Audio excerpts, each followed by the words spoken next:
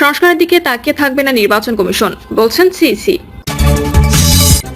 এদিকে লাকসামের সরকারি চাল আত্মসাৎ, বিএনপি নেতার কারাদণ্ড। জানাবো দুই উপদেষ্টার এপিএস ও পিওর দুর্নীতি, তদবির বাণিজ্যে আয় শত কোটি টাকা। এবং সর্বশেষ জানাবো আমরা বিশ্বের শীর্ষ উৎপাদনকারী দেশ হতে চাই, কাতারে ডক্টর ইউনুস। শুনছিলেন সংবাদ শিরোনাম, এবারে বিস্তারিত। সংস্কারের দিকে তাকিয়ে থাকবে না নির্বাচন কমিশন, বলছেন সিইসি। প্রধান নির্বাচন কমিশনার এএমএম নাসির উদ্দিন বলেছেন, ঐকমত্য কমিশনের সংস্কারের দিকে তাকিয়ে থাকবে না নির্বাচন কমিশন। নিজেদের ক্ষমতার মধ্যে যা যা আছে তা নিয়ে ভোটের প্রস্তুতি নিচ্ছে ইসি। রাজধানীর আগারগাঁওয়ে নির্বাচন ভবনে বাংলাদেশ নিযুক্ত অস্ট্রেলিয়ার রাষ্ট্রদূতের সঙ্গে সাক্ষাৎ শেষে সাংবাদিকদের এই কথা বলেন সিইসি। তিনি বলেন, সুষ্ঠু ও অংশগ্রহণমূলক নির্বাচন আশা করে অস্ট্রেলিয়া। এ বিষয়ে বাংলাদেশকে সব ধরনের সহায়তার আশ্বাস দিয়েছেন অস্ট্রেলিয়ান হাইকমিশনার সুশান রাইলি। নির্বাচন কেন্দ্রিক যে কোনো ধরনের সহায়তায় তারা আগ্রহী। ভোটার তালিকা হালনাগাদ সহ আন্তর্জাতিক পর্যবেক্ষকদের নিয়েও আলোচনা করার কথা জানান সিইসি। লাকসামে সরকারি চাল আত্মসাৎ, বিএনপি নেতার কারাদণ্ড। কুমিল্লার লাকসামে সরকারি চাল আত্মসাতের দায়ে রবিউল হোসেন রবু নামে এক বিএনপি নেতাকে 6 মাসের কারাদণ্ড দিয়েছে ভ্রাম্যমাণ আদালত। স্থানীয় সূত্র জানায়, উপজেলার গোবিন্দপুর ইউনিয়নের মোহাম্মদপুর বাজারের খাদ্য বান্ধব ডিলার ছিলেন বিএনপি নেতা রবিউল হোসেন রবু। বিকালে পাশের বাড়ির এক চাচির ঘরে ধান বলে 350 কেজি সরকারি চাল জমা রাখেন। চালগুলো বিতরণ না করে আত্মসাতের উদ্দেশ্যে জমা রাখেন তিনি। বিষয়টি টের পেয়ে স্থানীয় লোকজন জাতীয় জরুরি সেবা 999 নম্বরে ফোন করেন। পরে পুলিশ নিয়ে ঘটনাস্থলে আসেন উপজেলা নির্বাহী কর্মকর্তা কাউসার হামিদ। এ সময় চালগুলো উদ্ধার করে ভ্রাম্যমাণ আদালতের মাধ্যমে বিএনপি নেতা রবুকে 6 মাসের কারাদণ্ড দেওয়া হয়। ইউএনও কাউসার হামিদ বলেন, জিজ্ঞাসাবাদে রবিউল হোসেন চালগুলো আত্মসাতের উদ্দেশ্যে বাড়িতে নিয়ে আসেন বলে স্বীকার করেছেন। পরে ভ্রাম্যমাণ আদালতকে তাকে 6 মাসের বিনাশ্রম কারাদণ্ড দেওয়া হয়। তার ডিলার লাইসেন্স বাতিল করা হবে। দুই উপদেষ্টার এপিএস ও পিওর দুর্নীতি তদবির বাণিজ্যে আয় শত কোটি টাকা।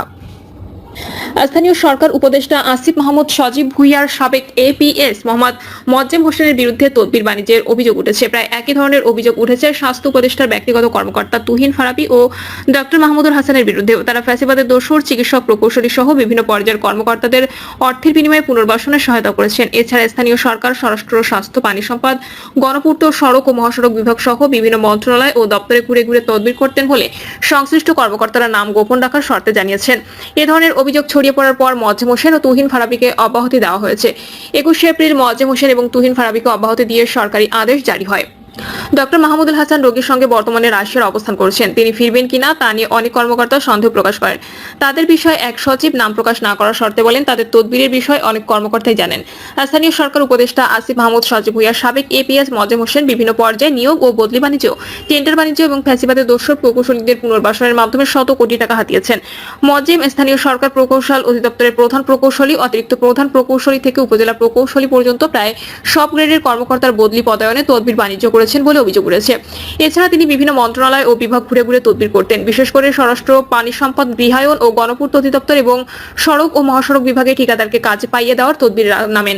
প্রায় একই অভিযোগ উঠেছে স্বাস্থ্য উপদেষ্টা নূরজাহান বেগমের ব্যক্তিগত কর্মকর্তা তুহিন ফারাবি ও মোহাম্মদ মাহমুদের বিরুদ্ধে। তারা অস্থায়ী ভিত্তিতে নিয়োগ লাভের পর থেকে চিকিৎসক, মেডিকেল কলেজের প্রিন্সিপাল, পরিচালক, উপপরিচালক, সিভিল সার্জন নিয়োগ, বদলির মাধ্যমে শত কোটি টাকা হাতিয়ে নিয়েছে। এছাড়া তারা senior staff nurse, midwife, pathology technician ও হস্টিমের নার্স ও ডাক্তারদের নাম ঢোকানো তদবির করেছেন বলে জানা গেছে। তাদের বিরুদ্ধে স্বাস্থ্য সেক্টরের ঠিকাদারদের কাছ থেকে বিশেষ সুবিধা আদায়ের অভিযোগ রয়েছে। ফারাবি ও মাহমুদ দুজন ঘনিষ্ঠ বন্ধু। অভিযোগের বিষয়ে মোহাম্মদ মোয়াজ্জেম হোসেন বলেন, আমাকে অপসারণ করা হয়নি, আমি ব্যক্তিগত কারণে পদত্যাগ করেছি। আগামী মাসের পাবলিক সার্ভিস কমিশনে আমার মৌখিক পরীক্ষা আছে। এছাড়া আমি বাংলাদেশ ব্যাংকের একটি পরীক্ষায় ভাইবা দেওয়ার প্রস্তুতি নিচ্ছি। এসব কারণে আমি পদত্যাগ করেছি। তিনি আরো বলেন, আসিফ মাহমুদ সজীব ভুঁইয়া রাজনীতি করবেন, তার ক্যারিয়ার আর আমার ক্যারিয়ার এক হবে না। আমি সরকারি চাকরি করব। গণমাধ্যম ও সামাজিক যোগাযোগ মাধ্যম তার বিরুদ্ধে তদবির বাণিজ্যের মাধ্যমে 400 কোটি টাকা হাতিয়ে নেওয়ার অভিযোগ প্রসঙ্গে মোয়াজ্জেম হোসেন বলেন, আমি 1 টাকার দুর্নীতি করেছি, কেউ তা প্রমাণ করতে পারবে না। এসব ভিপি নূরের দল গণ অধিকার পরিষদের নেতারা সামাজিক যোগাযোগ মাধ্যমে লেখালেখি করছে। আমি এক সময় গণ অধিকার পরিষদের সঙ্গে সম্পৃক্ত ছিলাম। তাদের থেকে আলাদা হয়ে বৈষম্য বিরোধী ছাত্র আন্দোলনে গঠন করায় তাদের সঙ্গে আমার বিরোধ হয়। সে কারণে তারা গুজব ছড়াচ্ছে। এসবের কোনো ভিত্তি নেই। গণ অধিকার পরিষদের সাধারণ সম্পাদক মোহাম্মদ রাশেদ খান বলেন, মোয়াজ্জেম হোসেনকে নিয়োগ দিয়েছে সরকার, আবার অপসারণও করেছে সরকার। গণ অধিকার পরিষদ তার বিরুদ্ধে কোনো অভিযোগ করেনি। সুতরাং সে গণ অধিকার পরিষদের কর্মীদের বিরুদ্ধে যে বক্তব্য দিয়েছেন তা অসত্য এবং অপ্রাসঙ্গিক। সে দায় এড়ানোর জন্য আবল তাবল বকছে। সরকার তার বিরুদ্ধে কিছুই না পেলে তাকে দায়িত্ব থেকে কেন সরিয়ে দেবে? রাশেদ খান আরো বলেন, মোয়াজ্জেম হোসেন, ফারাবি ও মাহমুদের বিরুদ্ধে ওঠা অভিযোগ দুদক তদন্ত করতে পারে। এছাড়া সরকারের দায়িত্ব এজেন্সির মাধ্যমে সত্যতা অনুসন্ধান করা। এছাড়া ওই মন্ত্রণালয়ের উপদেষ্টা একান্ত সচিবের একান্ত সচিবের বিরুদ্ধেও তদন্ত হওয়ার সময়ের দাবি, কারণ এপিএস এককভাবে দুর্নীতি করতে পারে না। এদিকে স্বাস্থ্য উপদেষ্টা নূরজাহান বেগমের সাবেক পার্সোনাল অফিসার তুহিন ফারাবী এবং বর্তমান ব্যক্তিগত মোহাম্মদ মাহমুদের সঙ্গে কথা বলার জন্য মন্ত্রণালয়ে গিয়ে জানা গেছে তারা অফিসে নেই। তুহিন ফারাবীকে ইতিমধ্যে অপসারণ করা হয়েছে। অপর ব্যক্তিগণ কর্মকর্তা মাহমুদুল হাসান বর্তমানে এক রোগীর সঙ্গে রাশিয়া অবস্থান করছেন। দুজনের হোয়াটসঅ্যাপে যোগাযোগ করা হলেও ফোন বন্ধ পাওয়া গেছে।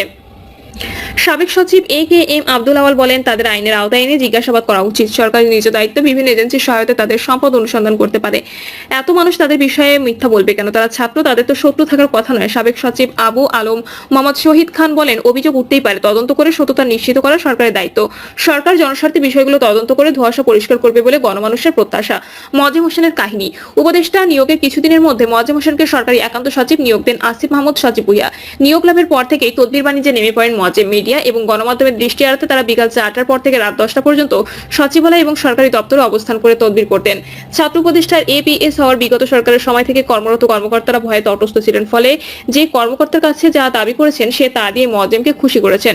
স্বরাষ্ট্র মন্ত্রণালয়ের একাধিক কর্মকর্তা বলেন, মোয়াজ্জেম নিজেই police, BGB, coast guard, fire service, civil defence, Ansar শাখায় কর্মরত কর্মকর্তাদের কাছে গিয়ে ঠিকাদারি তদবির করতেন। ওইসব সংস্থায় কেনাকাটার তথ্য সংগ্রহ করতেন। অনেক অফিসার স্বেচ্ছায় তথ্য দিলেও কিছু অফিসার কৌশলে তাকে অধিদপ্তর থেকে তথ্য এবং কাজ নেওয়ার পরামর্শ দিতেন। পুলিশের জন্য অস্ত্র, গোলাবারুদ, শটগান সহ বিভিন্ন যন্ত্রপাতি কেনায় ঠিকাদারদের বিল পাইয়ে দেওয়ার তদবিরও করতেন মোয়াজ্জেম। গত সরকারের সময় পুলিশের বিভিন্ন সরঞ্জামাদি সরবরাহ করতেন। এমন ঠিকাদাররা পালিয়ে গেলে ওই কাজ চালিয়ে নেওয়ার জন্য যারা নতুন করে নিযুক্ত হয়েছেন তাদের কাছ থেকে কমিশন হাতিয়েছে মোয়াজ্জেম।